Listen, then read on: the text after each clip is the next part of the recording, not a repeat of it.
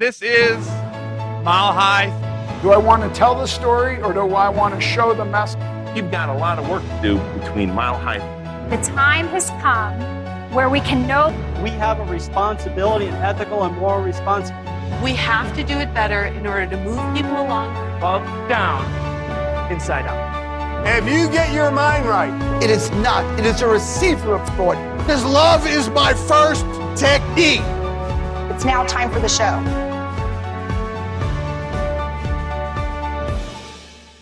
Welcome to the next segment of the Mile High Subluxation Science Summit.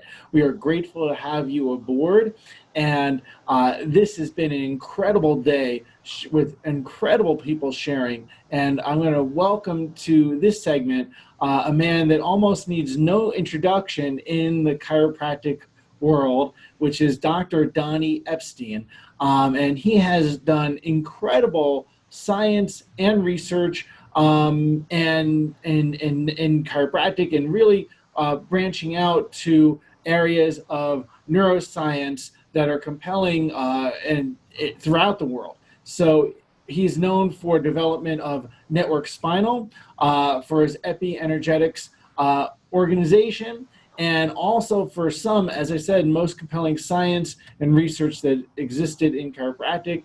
His book, The 12 Stages of Healing, and his book, Healing Myths and Healing Magic. And so welcome to the Subluxation Science Summit, Dr. Donny Epstein.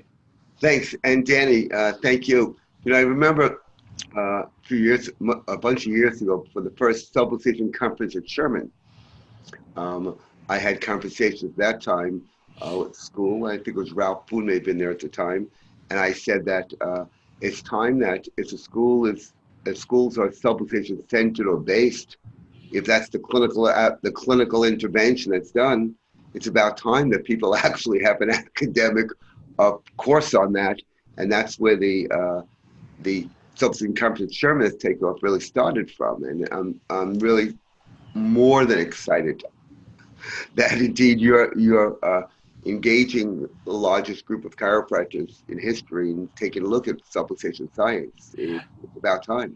Yes, and as I said, this is the largest online summit, to my knowledge, on subluxation science in the history of the profession. And so what we've done all day is, as we know, that there are those in the profession that want to move a profession away from subluxation and adjustment, and we want to have people have knowledge, references about how much evidence and research there is relative to spinal and neural integrity. And you've done some of the most compelling research and information relative to chiropractic care, and this is a great opportunity for people to be aware of that. So let's start with one of those areas, which is quoted so often in chiropractic, which is the quality of life study. It's the largest study in the history of chiropractic to this date relative to quality of life. Can you say anything about that and why that is important? Well, about 25, well, no, it's more. The study was done in 1994. Data was collected in 95. The first publication was in the Journal of Federal Subluxation Research in 97. Actually, when we published that, a lot of the and started sending that copies to different chiropractic boards, excited about it, state boards started going after us and said, well, since you're doing research, it must be experimental. Okay. And then later on, it was not accepted by different places in the profession because it was the JBSR at the time, which was peer-reviewed.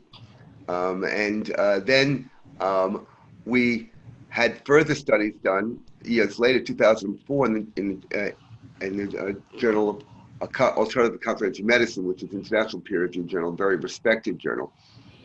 And the reason why is, well, what motivated is that as articles on network chiropractic was called at the time were coming out in different publications, LA Times, Lens Constitution, Daily Mail, Toronto Star, many other publications, magazines, Shape Fitness, even the Journal of Veterinary Medicine, veterinarians are using showing changes are coming about. It includes behavioral changes, social sciences, how people quality of life change. It included things that were outside the conventional biomedical model alone, and part of my idea was based upon the principles of chiropractic, that if chiropractic worked, chiropractic today for a better world tomorrow, what would a better world tomorrow look like? And in practice, the changes I got most excited about of all was when somebody had a new perspective on life, a new perspective of healing, because unless it's a change in meaning of your body or your life, there really is no healing. There's just restoration to where you were before. And people got excited, expected getting chiropractic care. They expected a symptom or disease to be reduced to go away. They didn't expect, oh my God, I'm making healthier choices. Oh my God, I'm adapting stress better. I'm enjoying life more. So I wanted to see actually what changes really we're getting. I really wanted the truth, what really is happening, and not just with me. So we established a retrospective study, and it was the largest one of its type, and first in this area of expanding the model of health and healing, because I figure if we could expand the model of what healing is from just a biomedical model, which is paraclinicals, laboratory physiological tests, that type of stuff, and x-rays and symptoms going away, into the social science model, which also included your overall quality of life. It includes your functional capacity. Yeah, the procedure worked, but am I more functional? My perceptions about health and well-being. Those are all things that we included. And what I call innately guided. And what if innate was really infusing educated mind? Well, a person, what would it be? I said, well, a person should be able to listen to their innate cues more effectively. Life should be more what they like it to be. And what they said, well, we can put this stuff in there. It's spiritual. We won't get published. Research at the University of California, Irvine Department of Neuroanatomy, Biology, and Sociology said, medical school, they said, we won't get published. So they said, well, what could you call it rather than spiritual? What's a simple term? It's a life enjoyment. Because ultimately, no matter how I'm spiritual, are you enjoying life? If not, you're not spiritual. Because spiritual is no matter what life is, you bring enough resources to it that some light is shown in it. So we called it that. And everyone, different doctors who were even the first early level certification network, would be given on particular days, they'd be given questionnaires to fill out, and it said, how are you doing today as compared to when you started in care? Now, what I told these researchers in 1994 when we set up the study was that, this may seem crazy, but 20 some odd years from now, people's belief of how they're doing and how they talk to their friends about it, what I call the social network, is going to be a bigger predictor for what they do. And I believe that how a person believes they're doing, not how are you, but how do you feel about how you're doing, I believe that's going to be a greater predictor of health there, because the social science model is why people get care. Why do you bring your dog to a vet? The dog's not right. Why do you kid to a vet? A kid to a pediatrician, not just a fever, there's something off in the way the person interacts in the world. It's really a state of beingness that's really altered. So we did the studies, and results were extraordinary. 76% of 2018 people showed improvements in every one of the categories: physical well-being, less headaches, backaches, neck aches, menstrual cramps, all that stuff. The ability to emotional, mental well-being. Are you worried about big things, little things? Are you depressed? That's a big thing in today's world, really, there. And next one, stress. Stress about work, stress about sickness, stress about being sick, stressed, whatever it is, those type of things. And the last category is life enjoyment. Together, they put together a wellness index, the gestalt of all of it. Now, this is important because people say, well, I just wanted a vegetarian diet, and I just started exercising. I'm doing yoga, I'm meditating. But nothing was ever done to see overall how does that really impact their overall all categories. This was never done. And actually, when we took a look at the numbers, such as a person stop eating the bad stuff, people eating more healthier stuff, more vitamins or maybe mineral supplements, being more conscious of food they ate, meditation, yoga, doing Tai Chi, more self-promoting things and less smoking and other drugs and less things. Well, what was the result? Well, collectively, it had a factor of 0.22 in the wellness scale. Regardless of what that means, just get the number, 0.22. Well, when they added network care to it, the actual change was 0.4 over 0.4, double that. So what does this mean? And people were not coaching people on what to eat. They weren't doing therapy. They were getting the chiropractic care and the changes that chiropractic historically talked about philosophically, anecdotally, were happening.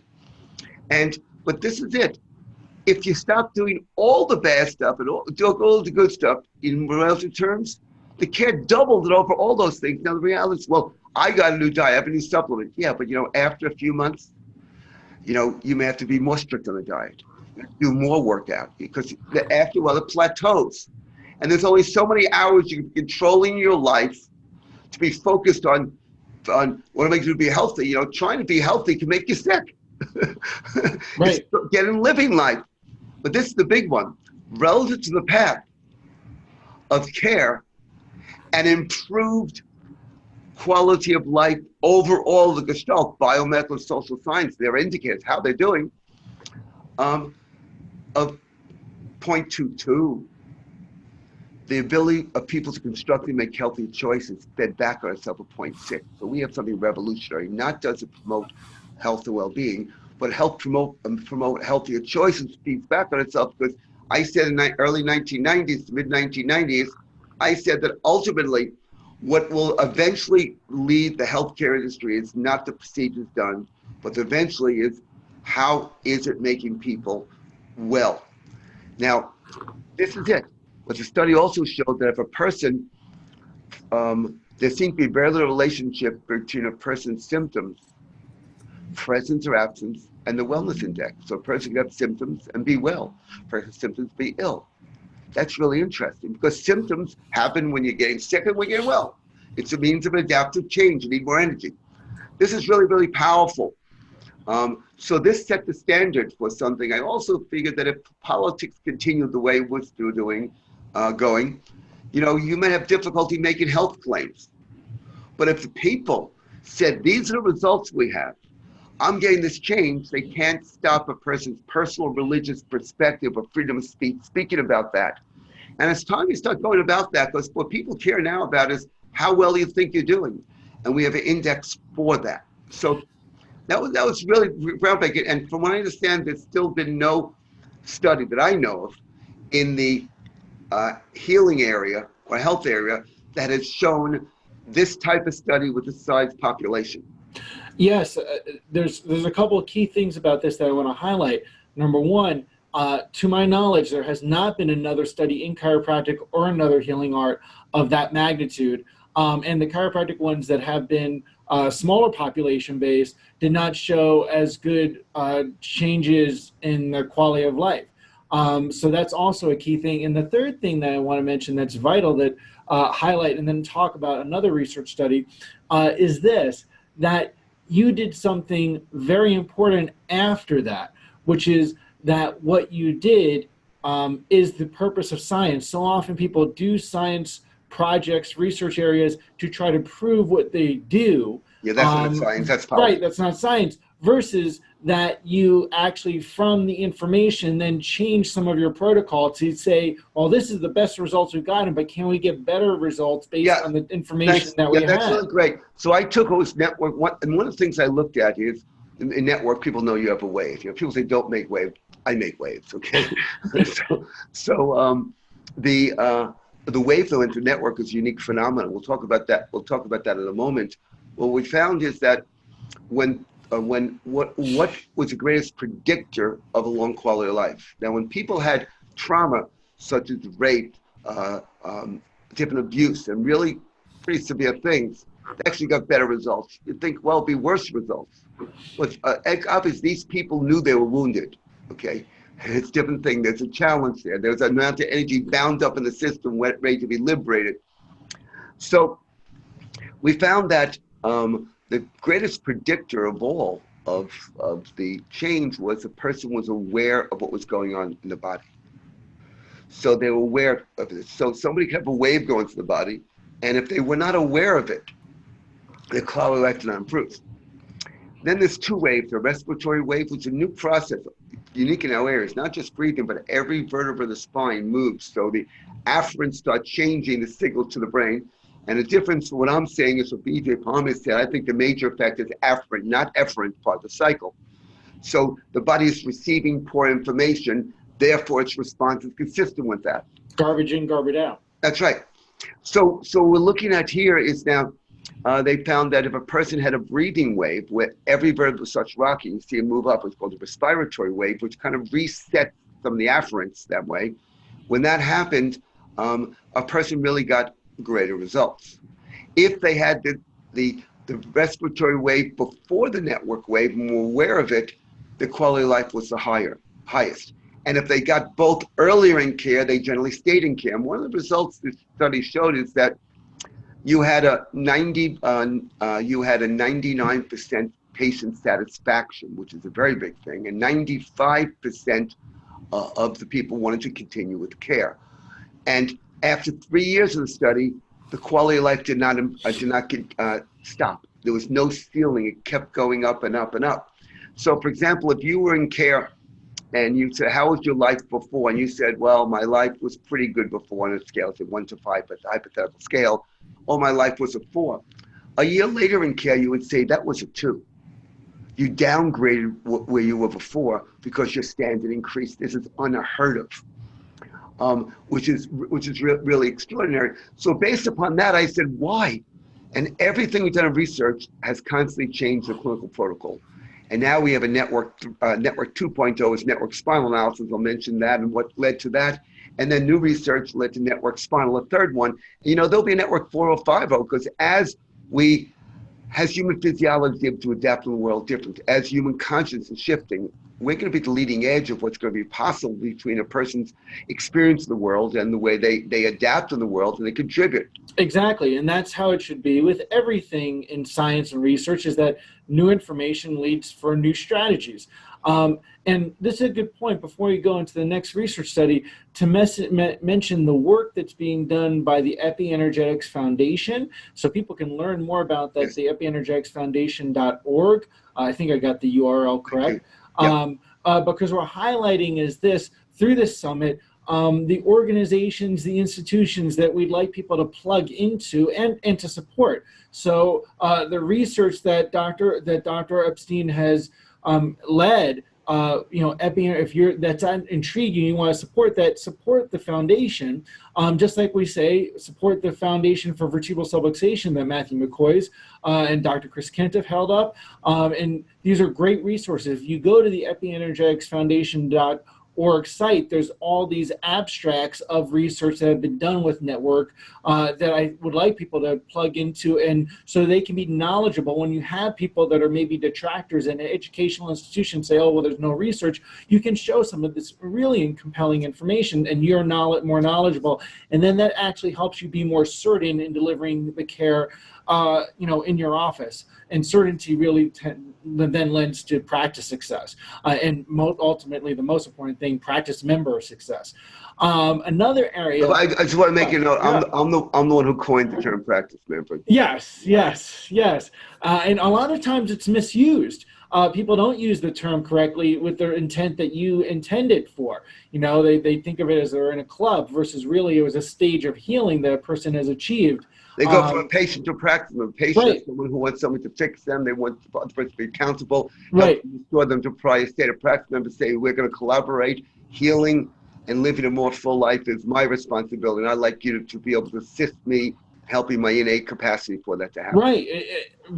Just because they're in your office doesn't mean they're a practice member. They have to make that shift in their process of the stage of healing that they're participating in. So my first network seminar I ever gave in 1984, at that area, one of the things I talked about is how that if you gave proper subluxation care, effective subluxation care, a person would spontaneously at some point move from a patient to a practice member, because being a patient, once we take care of them, they have the responsibility to be fixed to a prior state, is a sign of illness. Yes, helping them grow. So now another study, actually it's a series of studies. Let's help people understand this and how important this is.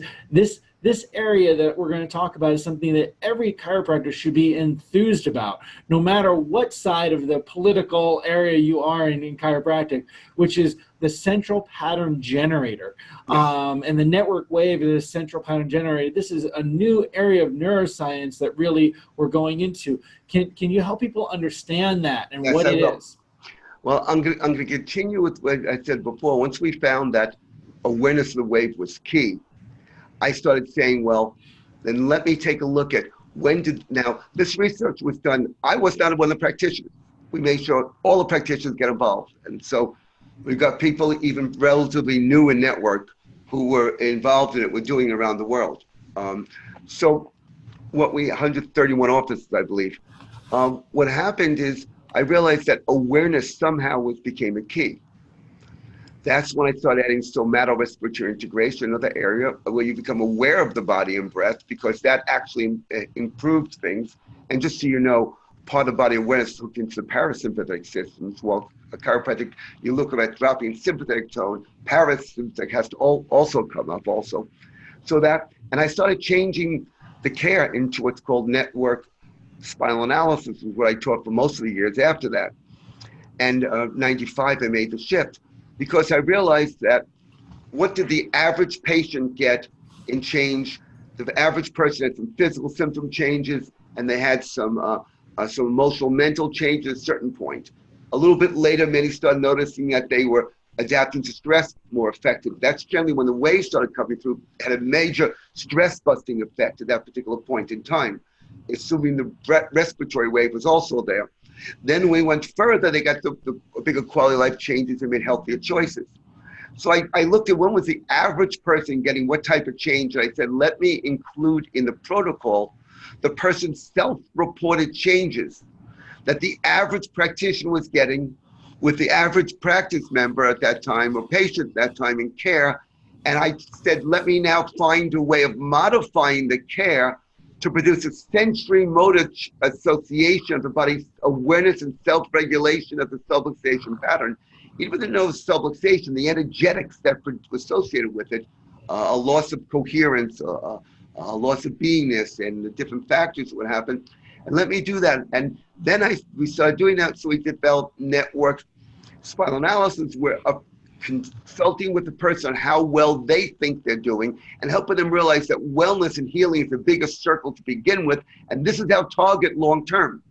So they have a game plan. It's not your business. The game plan of this is where we're going to, and we have data to support this. So the next point then was to say, let me now study what the wave is, because I need to modulate the wave. We started as a major large wave movement with people having conscious shifts, not knowing what it was going to be like at all, not knowing what the change was about.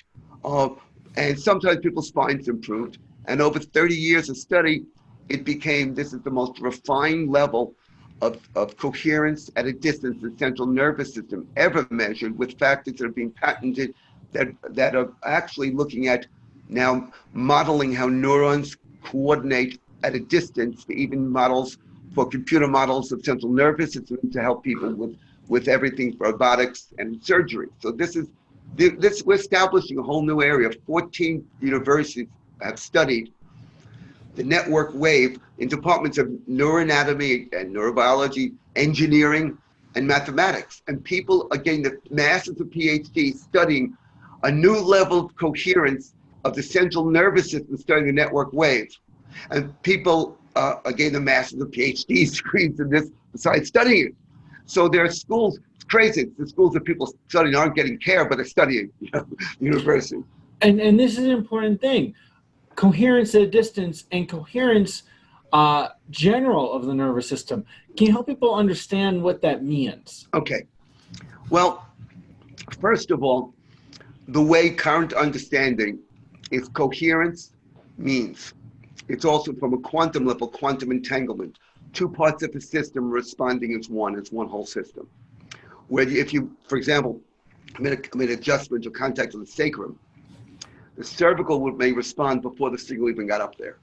It's responding there. You have a paraplegic, quadriplegic, the wave goes through. The person's going through the area of the lesion and still a response on the other side.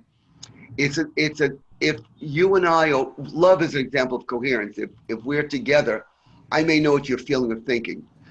You may be finishing a sentence with someone who you're in a relationship with. That's coherence. It's the highest level of energy efficiency. The bottom line, what a subluxation is associated with, is a lack of coherence. That shows up in the person. It's just my shoulder. It's just this. The life is separated. It's not one whole unit. They don't think what they're doing, where they're living, they're interacting is connected. It's all one. So now the largest coherence of central nervous system, one of our research said before, was about this distance from one spot to the other. Now they're finding the sacrum in the brain and the cervicals, this coherence. And now when they're starting to study people on adjacent tables, one person's oscillation of one person's spine, the rocking the vertebra, is showing up in the other, which is really, really, really extraordinary. So what they found out is the first thing is studying the wave is, what is it? I mean, that's the question. I want to know what it is, because I was willing and still to change any theory, to change any application, anything to match what is really going on. Because you can have results based upon 10% of what you're doing, maybe because 80% of results. I want everything we're doing because it gives results. And this is the thing people have difficulty with me studying with me over years, because I would say, I know we taught this before, but this is it. But I'm doing it well enough the way it is. I understand, but as new research comes out, we could do better, because humanity does need to upgrade our operating system, and that's what we're talking about. So this is what happens. You have a gait. The way you walk is a gait. And associated with the gait is the most studied central pattern generator of the central nervous system, and it's associated with locomotion or movement. So embedded in the spine is a series of circuits, so to speak, that have an algorithm that's unique for each individual, which means it's a human identifier. And there's an algorithm about your gait, how you go. And that algorithm is unique. Only you have that algorithm. When you start studying this, Homeland Security got interested, because obviously if it's identifiers, they want to know. So we know we're onto something here. So what happens is this: if you break your leg or had a stroke and we're walking, obviously we would say it's not you, your walk.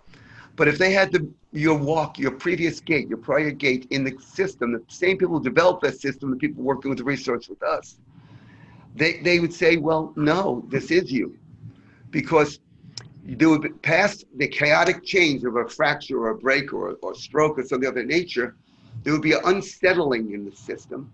There would be a reorganization, and all your central nervous system and sensory motor strategies around posture and locomotion would be changed to your innate signature. What has been my holy grail, so to speak, in life is, how does spirit make matter? How do you manifest in life? How do you make a dream happen? It's health. It's the whole thing. It's the bigger picture. What's your innate signature of your soul, your essence, that manifests as your life? And I look at all different areas for this, and epi-energetics is the energetics behind it. Network is a healthcare I call epi-healing, beyond ordinary healing, to do that, because it is what healing is about, but not the way people think it is.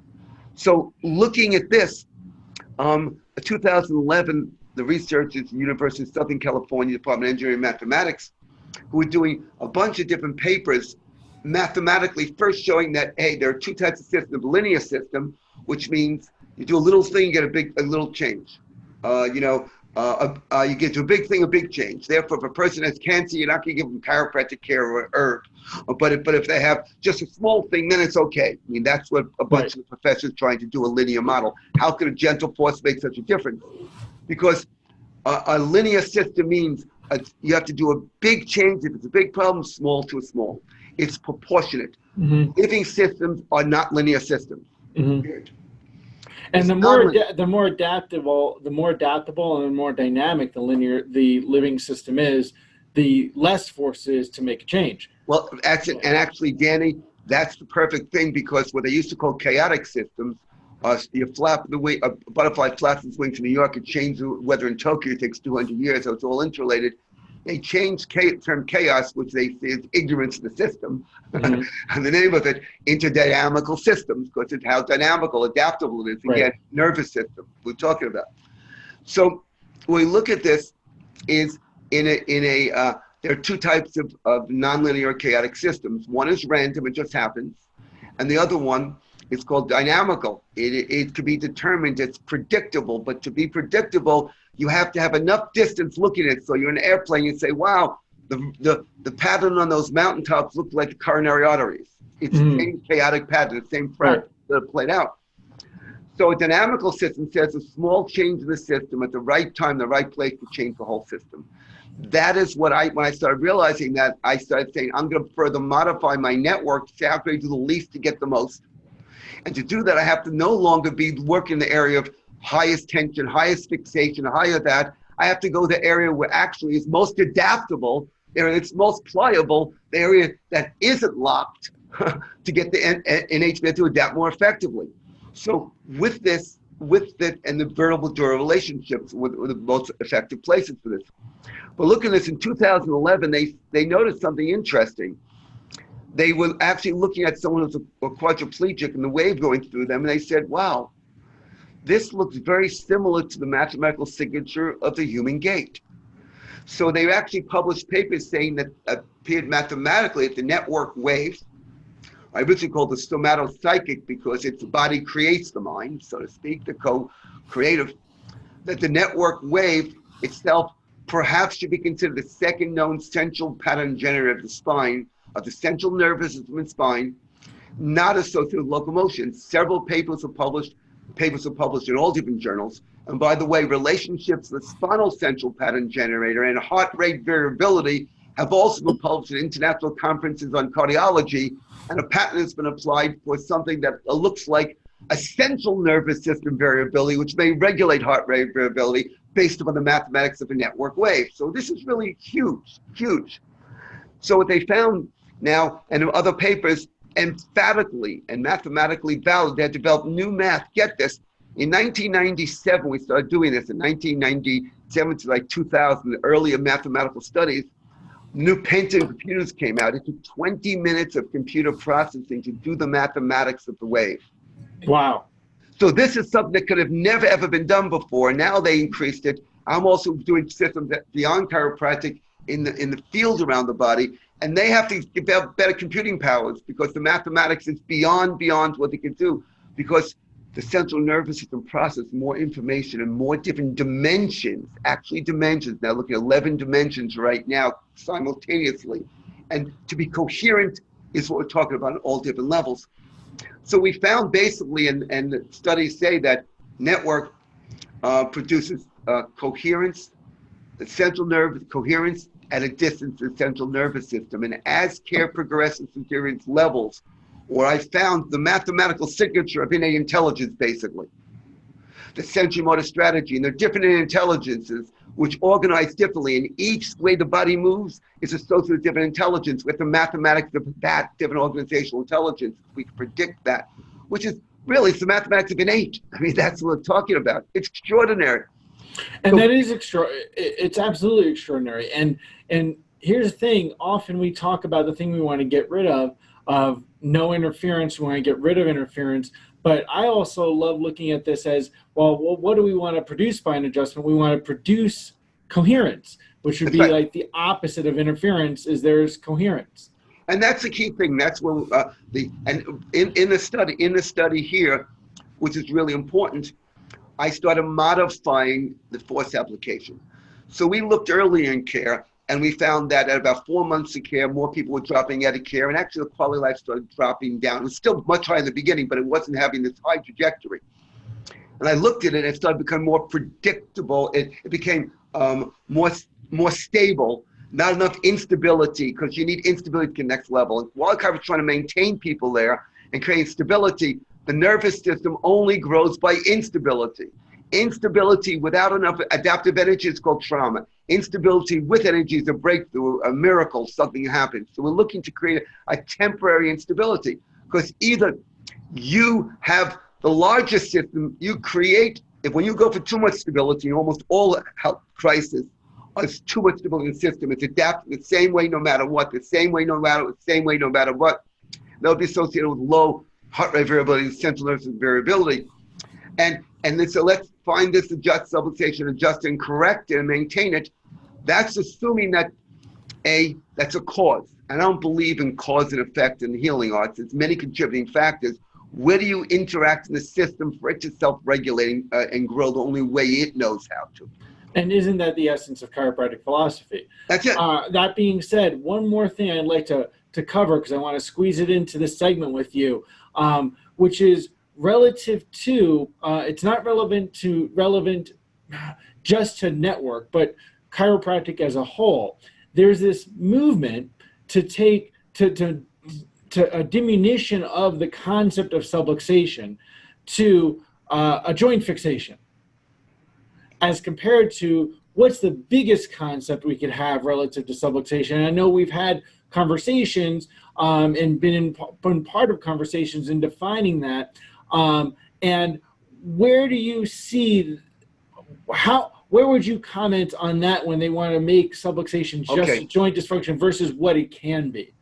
Okay. The essence of it. Well, what you have is you have a political movement, which I believe deals were made basically when the Wilk antitrust suit was won in the 1970s, to move with the cartel of what's happening, chiropractic into part of medicine to get a piece of the pie of the healthcare. And I believe that deal was already made, and Sherman College, things that I've done, other people have done, Matt McCoy's work, Chris Kent's work, Tom Slattery's work, and different work is done, really has upset the political agenda. Okay.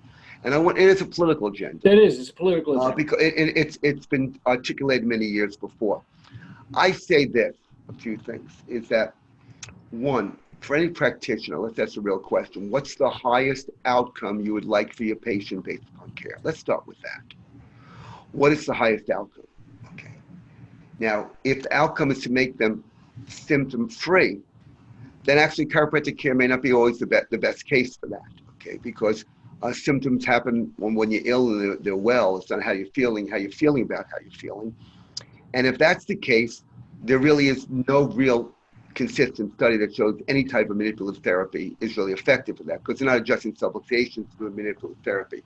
There's a movement, and actually the Rubicon schools have actually done that. We were involved in with the Australian Spinal Research Foundation, developing a new definition of subluxation, which with Danny, our help, and the team there help, leading a lot of that with that, got it to be that of a loss of coherence and a loss of beingness and coherence with associated neurological, structural, biomechanical, adaptive type changes, which is a bigger thing. And they really wanted to make it as a joint dysfunction, which most of the schools are around looking at. They don't realize that if it's joint dysfunction with these type of things, the idea then is to make sure only those things that deal with joint dysfunctions are taught, allowed, and whatever it is. And a joint dysfunction is the medical operational stuff. Once a joint dysfunction with everything else, everything is about manipulative therapy to correct joint dysfunction, and then maybe we'll tolerate some other stuff there. Right. Okay. So when I take a look at that and say, what's the biggest service we could offer to humanity? Yes, and it's for a person to live a life that's more full, more rich. And the central nervous system is part of that. Now, you have to take a look at what's the function of the spine. And there are 5 gifts of the spine. One gift is function. I mean, between brain and body, it coordinates function. Another one is emotion. The spine is an organ of emotion. The subconscious mind, its emotional reaction, is in the spine. The neuropeptides in the posterior are in the cord, in the actual posterior horn of the cord. It's posterior cord? Yeah, in the sensory motor part of the cord. And what's happening there? That before you even feel something, the neuropeptide has tagged the postsynaptic membrane going to your brain. You don't experience what's going on. You experience how you've emotionally responded. And that's associated with your postural receptors and your body. The third thing is the sense of self. That your sense of self, your identity, who you believe you are, is mediated by sensory motor strategies of the spine.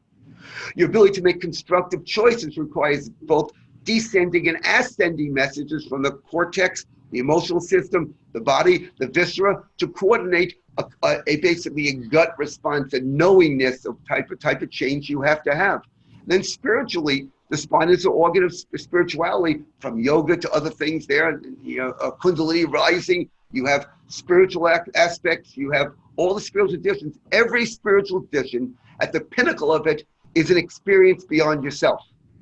Everyone. I think the challenge is these chiropractors have not had a chiropractic enough experience.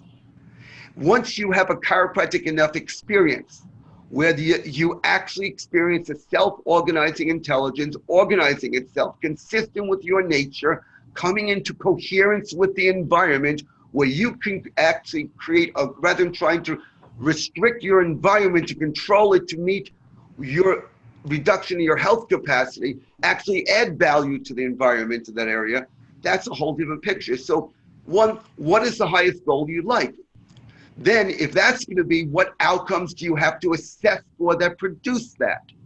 Then you're going to have to find most of the methods currently being done by those chiropractors will not achieve those results. So obviously, if that's the way you're practicing and that's what you're taking care of people, you're selecting for a select group of patients probably who don't want to take personal responsibility. You're selecting for people who don't want to have more, probably selecting for people who don't want to see the connection between their emotional, physical stuff. So you're skewing your population and population base away from the people who get the greatest results. Exactly. And then you also are pigeonholing, and this would be any profession. You could talk about this, anything relative to research.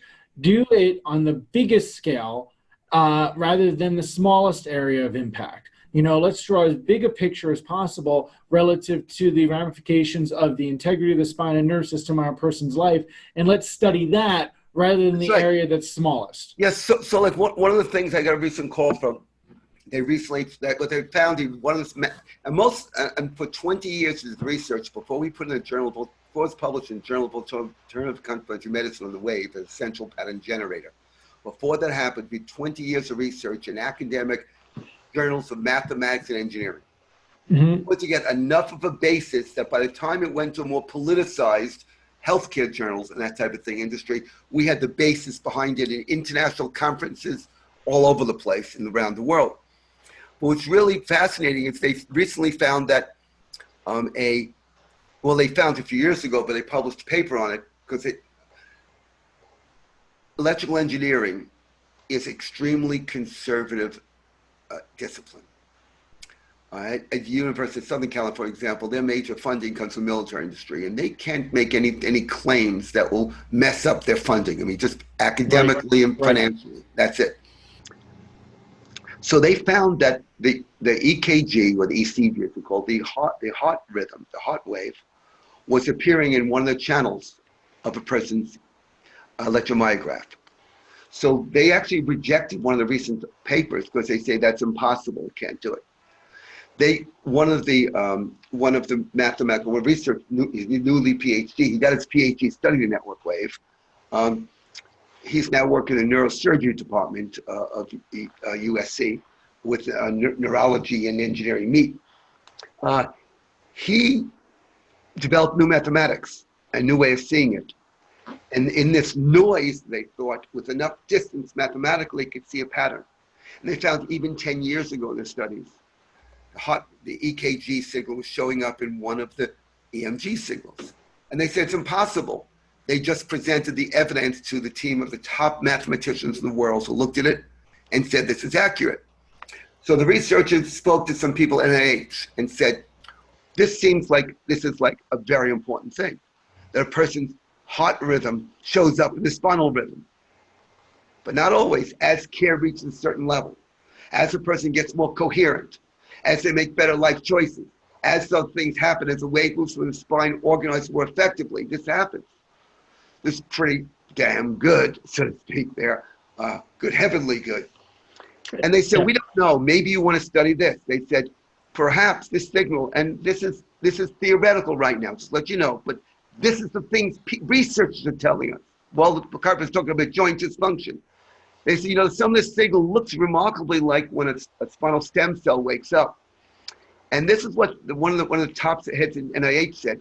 Maybe we should bring some of the people on the team to look at this, because what if this wave was waking up spinal stem cells and in training the central nervous system and cardiac rhythm as one? Yes.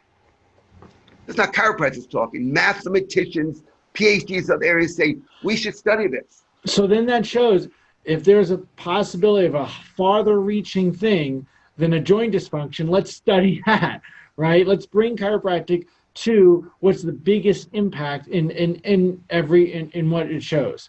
So, and what happens is your outcomes for care have to change to both social science and biomedical.